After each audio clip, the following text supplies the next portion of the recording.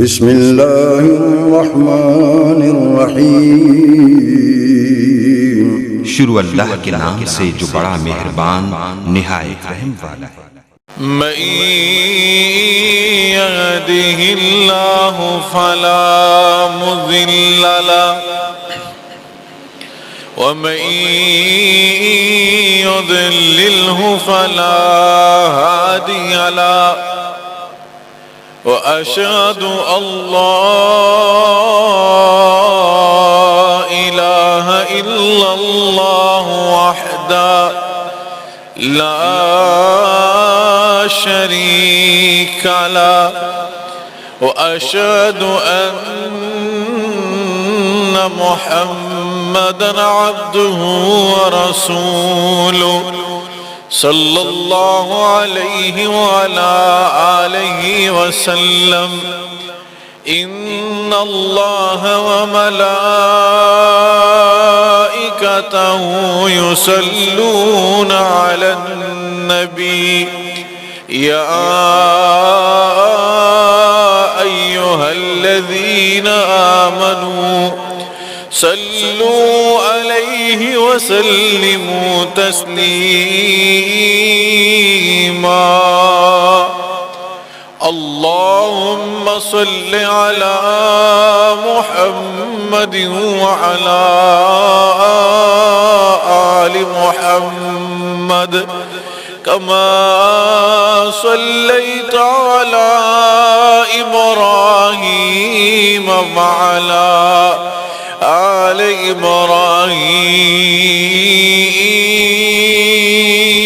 إبراهيم إنك حميد مجيد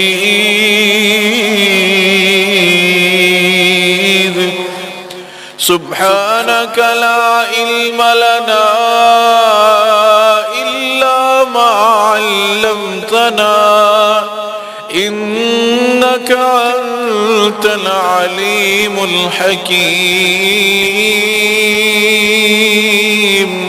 رب اشرح لي صدري ويسر لي أمري واحلل عقدة من لساني يفقه قولي أما بعد فإن خير الحديث كتاب الله وخير الهدي هدي محمد صلى الله عليه وعلى آله وسلم وشر الأمور محدثاتها وكل محدثة بدعة وكل بدعة ضلالة وكل ضلالة في النار أعوذ بالله من الشيطان الرجيم بسم الله الرحمن الرحيم إن الذين قالوا ربنا الله إن الذين قالوا ربنا الله ثم استقاموا فلا خوف عليهم ولا هم يحزنون أولئك أصحاب الجنة خالدين فيها جزاء بما كانوا يعملون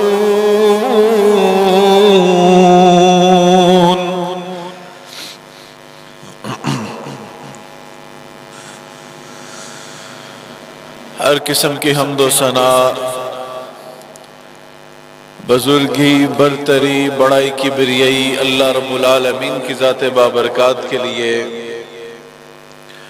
انگنت لا تعداد اور بے شمار درود و سلام سید الاولین و سید الآخرین ہم سب کے ہادی و رہنما جناب محمد الرسول اللہ صلی اللہ علیہ وآلہ آلہ وسلم کی ذات گرامی پر ہوں۔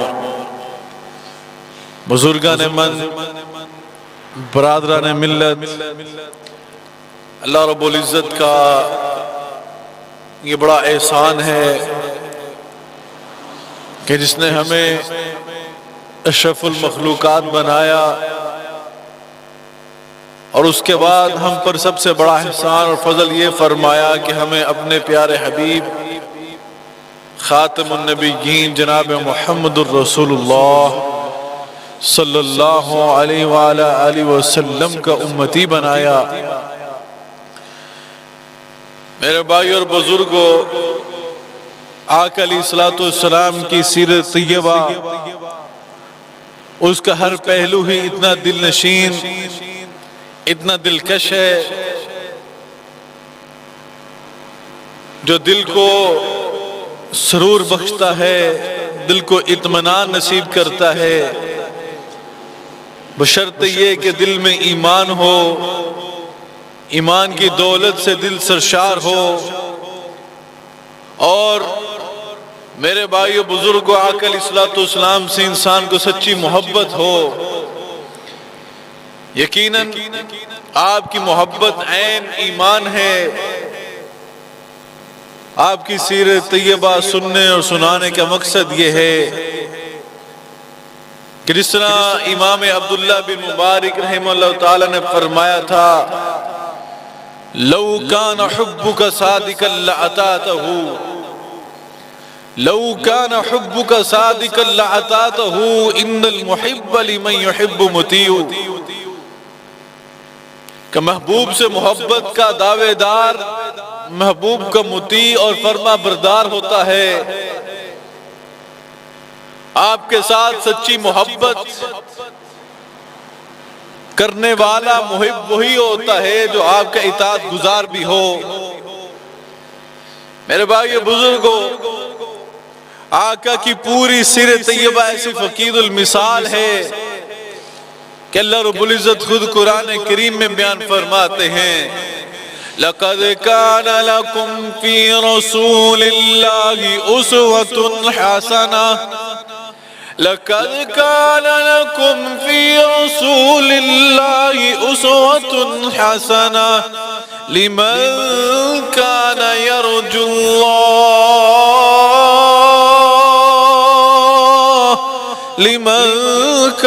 يَرْجُو اللَّهَ وَالْيَوْمَ الْآخِرَ وَذَكَرَ اللَّهَ كَثِيرًا۔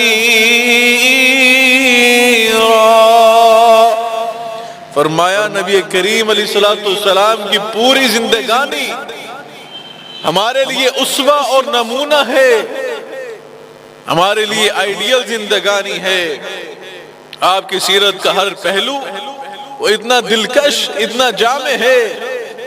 آئیے آج کے خطبہ جمعہ مبارک میں آپ کے سامنے ایک پہلو پہ گفتگو کرنے کی سعادت حاصل کروں گا۔ حضرت سفیان بن عبداللہ مل کے کہہ دے رضی اللہ تعالی عنہ، آپ کے صحابی ہیں، اور آ کے عرض کرتے ہیں، کیا عرض کی؟ عرض کیا، کل فی الاسلام قولا لا اسأل عن احدا بعدک۔ اللہ کے رسول صلی اللہ علیہ وسلم، مجھے اسلام کے حوالے سے ایسی نصیحت فرما دیجئے کہ جس کے سننے کے بعد، جاننے کے بعد مجھے کسی دوسری چیز کے پوچھنے کی ضرورت محسوس نہ ہو۔ اللہ اکبر، ایسی نصیحت۔ آقا علیہ السلام نے کیا خوبصورت جواب دیا۔ آپ کا ہر جواب ہی خوبصورت۔ آپ نے کوئی لمبی چوڑی تقریر نہیں فرمائی، لمبا چوڑا واعظ نہیں فرمایا۔ آپ نے جواب میں کیا فرمایا؟ ٹھیک ہے میرے صحابی، تو یہ بات پوچھتا ہے تو سن پھر، قُلْ آمَنْتُ بِاللَّهِ ثُمَّ اسْتَقِمْ، تم اپنی زبان سے اس بات کے اقرار کر دو، قُلْ آمَنْتُ بِاللَّهِ، میں اللہ پر ایمان لایا۔ میں کس پر ایمان لایا؟ اللہ پر۔ اور کیسا ایمان؟ ایسا ایمان کہ انسان کا عقیدہ یہ ہو اللہ اکبر کہ زندگی اور موت کے فیصلے کرنے والی ذات وہی ہے، میرے نفع نقصان کا مالک وہی اللہ ہے، ایسے ایمان لاؤ۔ ثم استقیم، پھر اس پہ ڈٹ جاؤ۔ دو چیزیں فرمائی، قل آمنت باللہ ثم استقیم، ایمان لاؤ اور استقامت والے بن جاؤ۔ میرے بھائیو بزرگوں، اگر آپ کی سیر طیبہ پر آقا علیہ الصلوۃ والسلام کی ذات مبارکہ پر انسان نظر دوڑائے تو کیا معلوم ہوتا ہے؟ آقا سے بڑھ کے استقامت والا بندہ اس کائنات نے، اپنی کائنات نے، چشم فلک نے دیکھا ہی نہیں ہے۔ سب سے بڑھ کے استقامت والے بندے، اللہ اکبر۔ میرے بھائیو بزرگوں، آج اسی چیز کی ضرورت ہے، اسی نعمت کی ضرورت ہے۔ اللہ رب العزت امام ابن تیمیہ رحمہ اللہ تعالیٰ کی قبر کو نور سے منور فرمائے۔ انہوں نے ایک مکمل کتاب الاستقامہ اس عنوان سے مرتب فرمائی، اور حضرت علامہ سید ضیاء اللہ شاہ صاحب بخاری حافظہ اللہ تعالیٰ نے اس کا اردو میں ترجمہ بھی فرمایا۔ اور اس کتاب میں امام ابن تیمیہ نے استقامت کی تعریف فرمائی۔ استقامت کہتے کسے ہیں؟ استقامت کا معنی کیا ہے؟ اللہ اکبر۔ آئیے استقامت کی تعریف سنتے ہیں۔ وہ فرماتے ہیں التمسک بالاسلام، التمسک بالاسلام عقیدتا وعملا وسلوکا۔ فرمایا جس بندے میں یہ تین چیزیں پیدا ہو جائیں وہ استقامت والا بن جاتا ہے۔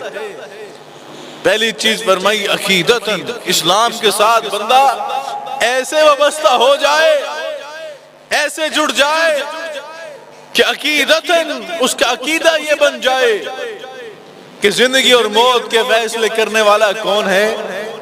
بلند آواز سے بولے، کون ہے؟ اللہ۔ میرے نفع نقصان کا مالک کون ہے؟ اللہ۔ اور مجھے اولاد عطا کرنے والا کون ہے؟ مجھے رزق عطا کرنے والا کون ہے؟ آسمان سے بارشیں نازل کرنے والا کون ہے؟ تمہارے باغات سے، تمہاری زمینوں سے کھیتیاں پھل فروٹ اگانے والا کون ہے؟ وہی اللہ ہے۔ فرمایا یہ عقیدہ ہو جائے، وسلوکن وعملا وسلوکن، تمہارا زندگی گزارنے کا انداز وہ کیسا ہو؟ قرآن و سنت کے مطابق ہو، آقا کی سیرت کے مطابق ہو، قرآن کی تعلیمات کے مطابق ہو۔ فرمایا جب بندہ اس نہج پر آ جاتا ہے، اس سٹیج پہ آ جاتا ہے تو استقامت والا بن جاتا ہے۔ اللہ اکبر۔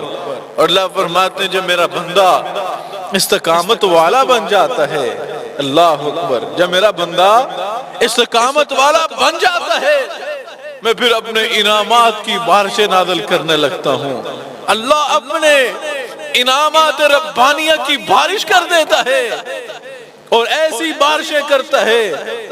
آئیے آج کے خطبہ جمعہ میں چند انعامات سناتا ہوں۔ اللہ جب انعامات کی بارشیں نازل کرتا ہے تو پھر کیا ہوتا ہے؟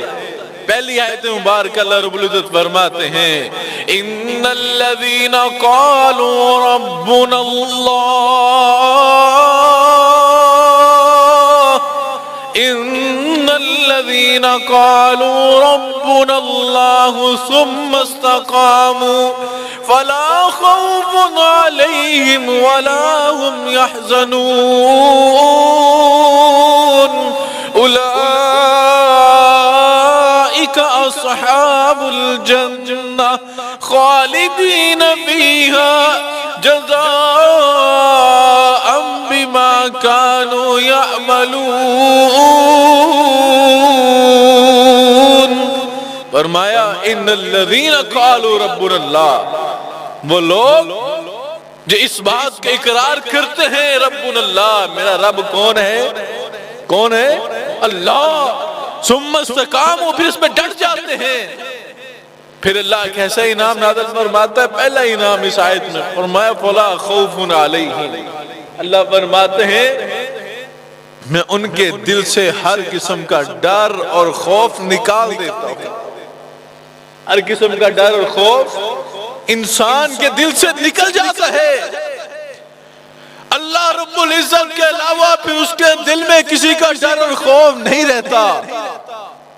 کبھی تنہائی میں بیٹھ کر، اکیلے بیٹھ کر، خلوت میں اس بات پر غور کیجئے کہ اللہ کے سوا انسان کے دل میں کسی کا ڈر اور خوف نہیں رہتا۔ ایک انسان بہت بڑا انسان ہو، وزیر مشیر ہو، علاقے کا سربراہ ہو، سیاسی وجاہت ہو، اللہ اکبر، قسم قسم کی گاڑیوں میں سفر کرے، آگے پیچھے سکواڈ ہو، سیکیورٹی گارڈ مسلح اس کے ساتھ ہو، اور وہ اسے جان کے لالے پڑے ہوئے ہیں کہ کوئی قاتل، کوئی ڈکیت، کوئی رہزن، کہ میرا دشمن میری جان کا درپے نہ ہو جائے، مجھے نقصان نہ پہنچا دے، میری جان کو خطرہ نہ ہو جائے، میری اولاد کو خطرہ نہ ہو جائے، میرے کاروبار کو خطرہ نہ ہو جائے، میرے مکان کو خطرہ نہ ہو جائے۔ اللہ اکبر، یہ دل میں ہر ٹائم خوف ہو۔ اور ایک وہ حکمران جو 22.5 لاکھ مربع میل کا حکمران، اور اس حکمران کا نام ہے جناب سیدنا عمر فاروق رضی اللہ تعالی رضی اللہ تعالی، بلند آواز سے بولیں رضی اللہ تعالی عنہ۔ ان کا حال کیا ہے؟ اللہ کو 22.5 لاکھ مربع میل، آدھی دنیا سے زیادہ کو حکمران۔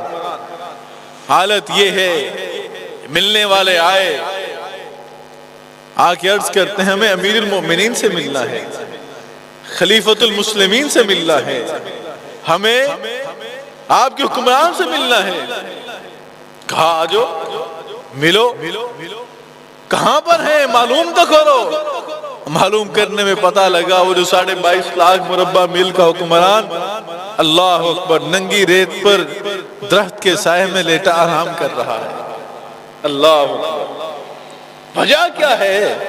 وجہ یہ ہے کہ ان الذین قالوا ربنا اللہ ثم استقاموا فلا خوف علیہم، انہوں نے اس بات کے اقرار دل سے بھی کیا تھا، زبان سے بھی کیا تھا کہ ہمارا رب اللہ ہے، ثم استقاموا، اس پر ڈٹ گئے، ان کے دل میں بھی کسی سپر پاور کا خوف ڈر نہیں رہا، اللہ کے سوا وہ بھی کسی سے نہیں ڈرتے تھے۔ وہی عمر فاروق تھے جن کے وارث نبی کریم علیہ السلام نے فرمایا تھا، میرا فاروق مکہ مدینے کی جس گلی سے گزر جاتا ہے، شیطان مردود اس گلی کو چھوڑ کر بھاگ جاتا ہے۔ یہ کس لیے ملتا ہے؟ جب انسان زبان کے ساتھ ساتھ دل سے بھی قرار کرے، عمل کر کے دکھلائے اس پر۔ یہ نہ ہو کہ زبان سے تو بندہ اقرار کرے میرا رب کون ہے؟ اللہ، اور اللہ کیسا اللہ ہے، اس کے بارے میں ہمارا عقیدہ کیا ہے؟ جہاں پہ کوئی نہیں دیکھتا وہاں پہ بھی کون دیکھتا ہے؟ اللہ۔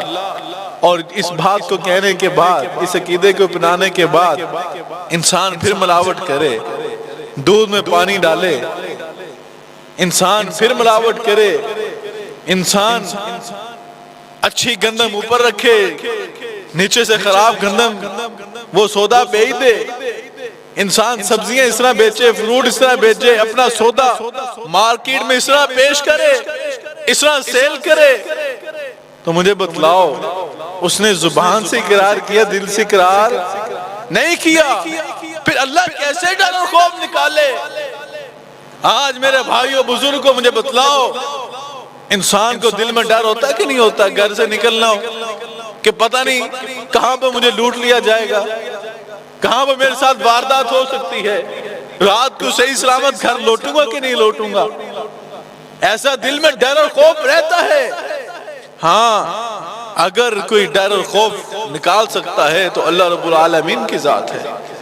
آج حضرت ابراہیم علیہ السلام کی سیرت کو ہم بیان کرتے ہیں، وہ کیا تھی کہ حضرت ابراہیم علیہ السلام کو مارنے کے لیے اپنے پرائے سب تل گئے، سٹیٹ بھی مخالف، ریاست مخالف، عدلیہ مخالف، اس دور کی میں سمجھتا ہوں فورسز ان کے مخالف ہوں گی، اور سب نے فیصلہ یہ کر لیا، اپنوں نے، اپنے خاندان کے لوگوں نے، کہ ابراہیم علیہ السلام کو مار دیا جائے گا۔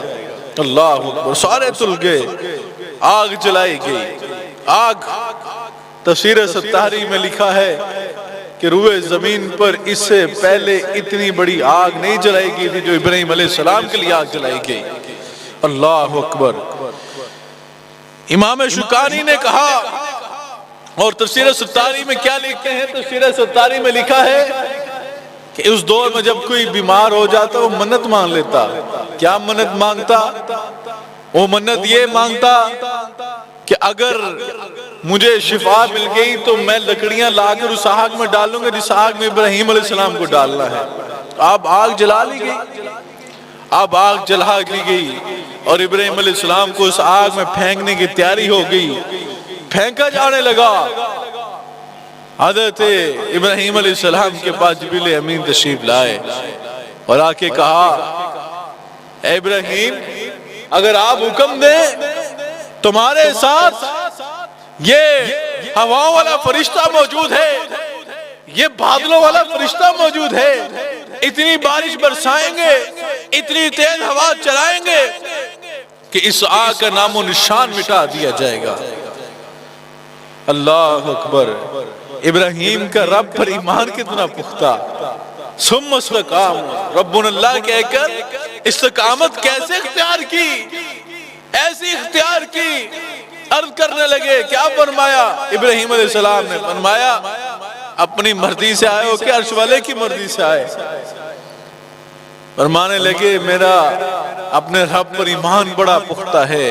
اے جبریل امین ہٹ جاؤ میرے راستے سے، حسبی اللہ و نعم الوکیل، نعم المولا و نعم النصیر۔ میرے لیے میرا اللہ ہی کافی ہے، میرے لیے میرا کون کافی ہے؟ مل کے بولے کون؟ بلند آواز سے کون؟ اللہ، میرا اللہ ہی کافی ہے، ہٹ جاؤ میرے راستے سے۔ اب ابراہیم کو اپنے رب سے جس قدر پیار تھا اور پختہ ایمان تھا، اس قدر رب کو بھی اپنے ابراہیم سے پیار تھا۔ اور وہ پیار کیا تھا؟ اب رب نے جب اپنے ابراہیم دیوانے کا یہ حال دیکھا تو کیا فرمایا؟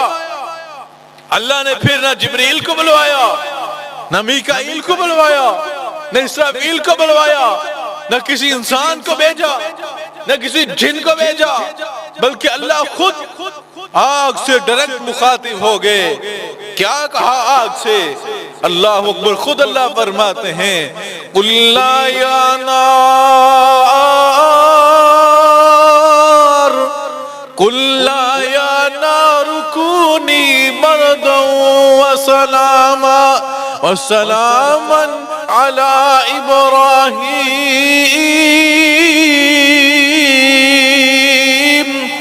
فرمایا ہم نے آگ سے فرمایا، ہم نے آگ سے فرمایا کونی ہو جا بردا، ٹھنڈی، اور ٹھنڈی بھی کیسے؟ جما دینے والی نہیں، نقصان دینے والی نہیں۔ فرمایا بردوں و سلامت، ٹھنڈی ہو جا اور سلامتی والی ٹھنڈی ہو جا، جس سے میرے ابراہیم کو نقصان نہ پہنچے، ایسی ٹھنڈی آگ ہو جا۔ اللہ اکبر! میرے بھائیو بزرگوں، جب بچانے والا بچانے پہ آتا ہے تو اللہ رب العزت نے فرمایا، اے آگ جلا کے راکھ نہ کر دینا، جلا کے راکھ کر دینا، یہ تیری فطرت ہے۔ آگ تو اپنی فطرت نہیں دکھائے گی، عرش والا اپنی قدرت دکھائے گا۔ ابراہیم علیہ السلام کو اس آگ میں پھینکا گیا، اور اس آگ سے ابراہیم علیہ السلام کو کس نے بچایا؟ اللہ نے بچایا۔ اور استقامت والا پہاڑ ابراہیم نے بن کے دکھلایا، اور ابراہیم کو آگ سے بچانا عرش والے نے بچا کر دکھلایا۔ اللہ اکبر! حضرت یوسف علیہ السلام، عزیز مصر کی بیوی نے برائی کی دعوت دے دی، اللہ اکبر! اور اس عورت کے چنگل سے کس نے بچا کر دکھلایا؟ یوسف صدیق کو۔ اللہ اکبر! میرے بھائیو بزرگوں، دوسرا انعام اللہ استقامت والے بندوں کو جو عطا فرماتا ہے وہ یہ ہے، وَلَا هُمْ يَحْزَنُونَ۔ اللہ اپنے استقامت والے بندوں کے دل سے حزن و ملال کو نکال دیتا ہے۔ حزن و ملال، حزن و ملال ایک ایسی بیماری، انسان زندگی میں ترقی کی منازل طے کر رہا ہوتا ہے، اور ترقی کی منازل ایسی ہوتی ہیں، انسان کے صحت میں ترقی، انسان کی اولاد کامیاب، انسان کو اچھی رہائش، اچھی سواری، اچھا کاروبار، انسان کی علاقے میں اچھی شہرت، اچھا خاندان اور کامیاب اولاد اپنے روزگار کے اوپر ایسی ترقی کر رہا ہوتا ہے، لیکن اچانک زندگی میں ایسا دکھ، ایسی تکلیف، ایسی درد آتی ہے کہ انسان کی کمر توڑ کے رکھ دیتی ہے، اور انسان ایسا کمر شکستہ ہوتا ہے کہ اس کا حوصلہ ٹوٹ جاتا ہے۔ فرمایا نہیں، جو میرے استقامت والے بندے ہوں گے اللہ ان کے دلوں سے بھی ہر قسم کا حزن و ملال نکال لیتا ہے۔ یہ حزن کی بیماری اللہ ان کے دلوں سے ہر طرح سے نکال لیتا ہے۔ میرے بھائیو بزرگوں، اللہ فرماتے ہیں یہ تو دنیا کا معاملہ ہے، آخرت کا دن جس کے حوالے سے قرآن کریم میں بیان فرمایا، یا ایھا الناس اتقوا ربکم ان زلزلۃ الساعۃ شیء عظیم، ان زلزلۃ الساعۃ شیء عظیم۔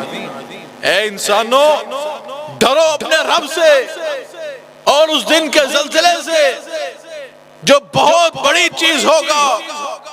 یوم تذہل کل مرضعۃ عما ارضعت وتضع کل ذات حمل حملها وترى الناس سکارى وما هم بسکارى ولكن عذاب اللہ شدید۔ اس دن کیا ہوگا؟ اس دن دودھ پلانے والی مائیں اپنے بچوں کو فراموش کر دیں گی، چھوڑ دیں گی، بھول جائیں گی۔ وَتَرَى النَّاسَ سُكَارَى، لوگ ایسے پھریں گے جیسے نشہ کیا ہوا ہے، کسی کی پرواہ نہیں، نہ باپ کو بیٹے کی، نہ ماں کو بیٹی کی، نہ اولاد کو والدین کی، نہ شوہر کو بیوی کی، نہ بیوی کو شوہر کی۔ فرمایا اس دن حالت یہ ہوگی، وَتَرَى النَّاسَ سُكَارَى، ایسے لگے گا لوگ نشے میں پھر رہے ہیں۔ وَمَا هُمْ بِسُكَارَى، وہ نشے میں نہیں ہوں گے۔ اور پھر کیا ہوگا؟ وَلَكِنَّ عَذَابَ اللَّهِ شَدِيدٌ، اللہ کی ہیبت، اللہ کا جلال اور اس دن کا غضب و غضب وہ بڑا عظیم ہوگا، بڑا ہوگا۔ اللہ کے ڈر سے، اللہ کے خوف سے، اللہ کی خشیت سے بڑے بڑے اللہ اکبر فرشتے بھی فرمایا اللہ اکبر ہاتھ باندھے کھڑے ہوں گے۔ میرے بھائیو بزرگوں، فرمایا اس دن بھی کیا ہوگا جب یہ میرے استقامت والے بندے، اللہ فرماتے ہیں جب آئیں گے قیامت کے دن بھی یہ میرے استقامت والے بندے جب آئیں گے تو پھر کیا ہوگا؟ وَتَتَلَقَّاهُمُ الْمَلَائِكَةُ، وَتَتَلَقَّاهُمُ الْمَلَائِكَةُ، اللہ کے ملائکہ، اللہ کے فرشتے اپنے ان استقامت والے بندوں کے استقبال کریں گے، ان کو ویلکم کریں گے، ان کو استقبال کریں گے، ویلکم کریں گے۔ اندازہ لگائیے، ایک چھوٹا ہی نام ہے۔ ایک انسان اجنبی علاقے میں جائے، اجنبی ملک میں جائے جہاں پہ آپ کو کوئی نہیں جانتا، اور اگر وہاں پر آپ کو کوئی آپ کا جاننے والا مل جائے، آپ کے رشتہ دار مل جائے، آپ کا قریبی مل جائے، آپ کا عزیز مل جائے، جو آپ کو ایئرپورٹ پہ ویلکم کرے، آپ کو اسٹیشن پہ ویلکم کرے، مرحبا کہ خوش آمدید کہے، تو آپ کی پریشانی ختم ہو جائے گی کہ میرا جاننے والا کوئی موجود ہے یہاں پر۔ اور جب قیامت کے دن حال یہ ہوگا کہ کوئی کسی کے کام نہیں آئے گا، نفس نفسی کا عالم ہوگا، اور اس دن اگر اللہ کے نورانی فرشتے اگر آپ کو ویلکم کریں، آپ کا استقبال کریں، اللہ اکبر، آپ کا استقبال کریں، ویلکم کریں، تو کیا حال ہوگا؟ وَتَتَلَقَّاهُمُ الْمَلَائِكَةُ، قرآن کہتا ہے وہ ویلکم کریں گے، آپ کے پیشانی کو چومیں گے، آپ کو مرحبا کہیں گے، اور کیا کہیں گے؟ هَذَا يَوْمُكُمُ الَّذِي كُنْتُمْ تُوعَدُونَ، بھئی آج تو تمہاری کامیابی کا دن ہے، آج تو تمہاری کامیابی کا دن، الَّذِي كُنْتُمْ تُوعَدُونَ، جس کا تم سے وعدہ کیا گیا تھا، جو تم نے دنیا کی زندگی میں مشقتیں اٹھائی تھی، مشکلات کا سامنا کیا تھا، صبر اور استقامت کا پہاڑ بن کے دکھلایا تھا، آج ان کے وعدوں کے پورا ہونے کا دن ہے، آج تو خوش ہو جاؤ۔ اللہ اکبر، لا يحزنهم الفزع الاکبر، اس دن کوئی پریشانی، کوئی حزن و ملال نہیں ہوگا۔ اللہ اکبر، اللہ رب العزت سے دعا ہے کہ اللہ رب العزت ہمیں ان خوش نصیب بندوں میں شامل فرمائے جن کے دلوں سے اللہ دنیا میں بھی اور آخرت میں بھی حزن و ملال کو نکال دیتا ہے۔ اور اگلا انعام اللہ فرماتے ہیں میں اپنے استقامت والے بندوں کو جو عطا کرتا ہوں وہ کیا ہے؟ فرمایا اولئک اصحاب الجنہ، میں اپنے ایسے بندوں کو جنت عطا کرتا ہوں۔ کیا عطا کرتا ہوں؟ جنت عطا کرتا ہوں۔ اور جس کو جنت مل جائے اسے کوئی اور چیز چاہیے نہیں چاہیے۔ انسان ساری زندگی کی عبادتیں ریاضتیں وہ کس لیے کرتا ہے؟ ساری رات قیام کیوں کیا جاتا ہے؟ قرآن کی تلاوت کیوں کی جاتی ہے؟ حج بیت اللہ کیوں کیا جاتا ہے؟ زکوٰۃ کیوں ادا کی جاتی ہے؟ انفاق فی سبیل اللہ، صدقہ خیرات کیوں کیا جاتا ہے؟ وہ اس لیے کیا جاتا ہے کہ جنت مل جائے، جنت مل جائے۔ اللہ فرماتے ہیں استقامت والے تم بن جو جنت میں الاٹ کر دینا میرا کام ہے۔ اللہ اولئک اصحاب الجنہ، اللہ فرماتے ہیں استقامت والے یہ بندے تو بندے میری بندیاں بھی۔ اللہ قرآن کریم میں مثال بیان کرتا ہے وَضَرَبَ اللَّهُ مَثَلًا لِّلَّذِينَ آمَنُوا امْرَأَتَ فِرْعَوْنَ إِذْ قَالَتْ رَبِّ ابْنِ لِي عِندَكَ بَيْتًا فِي الْجَنَّةِ وَنَجِّنِي مِنْ فِرْعَوْنَ وَعَمَلِهِ وَنَجِّنِي مِنَ الْقَوْمِ الظَّالِمِينَ وَمَرْيَمَ ابْنَتَ عِمْرَانَ الَّتِي أحصنت فرجها فنفخنا فيه من روحنا وصدقت بكلمات ربها وكتبه وكانت من القانتين۔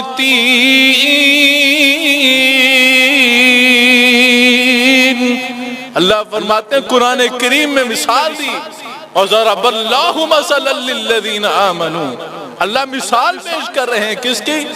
امرأت فرعون، فرعون کی بیوی سیدہ آسیہ کی۔ فرمایا جب اس کے شوہر نے اس کے اوپر ظلم کیا، ایمان لانے کی وجہ سے اس پر ظلم کیا گیا، ظلم ایسے کیا گیا سیدہ آسیہ کے ہاتھوں میں لوہے کی میخیں ٹھونک دی گئیں، لوہے کی میخیں ٹھونک دی گئیں کہ تم ایمان کیوں لائی؟ محل سے نکال دیا گیا۔ اللہ اکبر۔ اب وہ سیدہ آسیہ اللہ سے دعا کیا کرتی ہے؟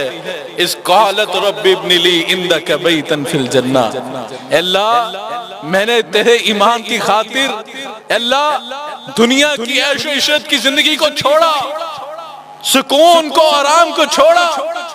اے اللہ میری بھی دعا یہ ہے اس قالت رب ابن لی عندک بیتا فی الجنہ، اللہ مجھے جنت میں گھر چاہیے۔ کہاں گھر چاہیے؟ بلند آواز سے بولے کہاں گھر چاہیے؟ جنت میں گھر چاہیے۔ اور کہاں چاہیے؟ وہ سنے اور اپنا ایمان تازہ کیجئے۔ اللہ مجھے جنت میں گھر چاہیے اور کہاں چاہیے؟ عندک بیتا فی الجنہ، اللہ مجھے گھر چاہیے تیرے پڑوس میں چاہیے۔ اللہ اکبر، تیرے پڑوس میں۔ اللہ فرماتے پھر میں ایسے بندوں کو ان کو اپنے پڑوس میں گھر دیتا ہوں جو استقامت والے ہوتے ہیں۔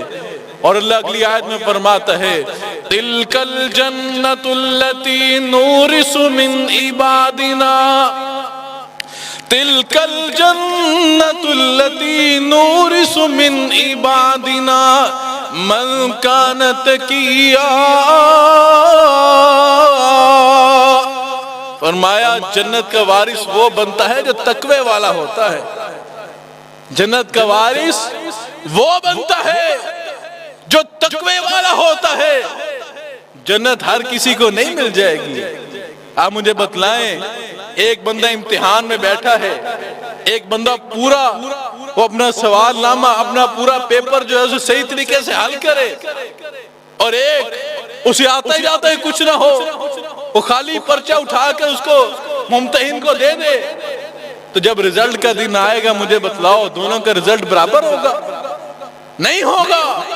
یہاں پر پیسے دے کر نمبر تو لگوا سکتے ہو، لیکن جس بارگاہ کی میں بات کر رہا ہوں اس دن تو بڑے بڑے جج، بڑے بڑے منصف، ان کی حالت یہ ہوگی کہ نظر نہیں اٹھا سکیں گے۔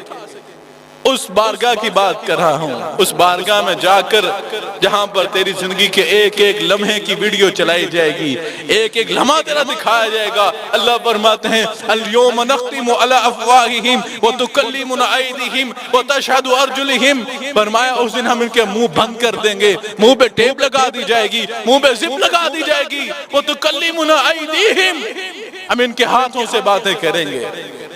کس سے باتیں کریں گے؟ ہاتھوں سے باتیں۔ ہمیں سمجھنا ہے شاید اس بات کی، لیکن یہ موبائل فون، یہ سم کا معاملہ، اگر آپ انگوٹھا لگاؤ پتہ لگتا ہے آپ کا نام کیا ہے، آپ کے باپ کا نام کیا ہے، ماں کا نام کیا ہے، خاندان کون سا ہے، علاقہ کون سا ہے۔ اگر اللہ کے بنائے ہوئے بندوں کا یہ نظام ہو سکتا ہے تو جس بندوں کو اس اللہ نے بنایا اس کا نظام کیا ہوگا؟ اللہ اکبر۔ یہ جو ما یلفظ من قول الا لدیہ رقیب عتید، فرمائے کرامن کاتبین جو بٹھائیں ایک ایک لمحہ لکھ رہے ہیں۔ میرے بھائیو بزرگوں، آج کے خطبہ جمعہ مبارک میں میری گزارش آپ سے یہی ہے، گزارش یہ ہے کہ اللہ سے دعا کریں، اللہ ہمیں صحیح معنوں میں ایمان والا بنا دے۔ کہ اللہ اگر زبان سے اقرار کرتے ہیں کہ میرا رب اللہ ہے، اللہ ہمیں دل سے بھی قبول کرنے کی توفیق عطا فرما دے۔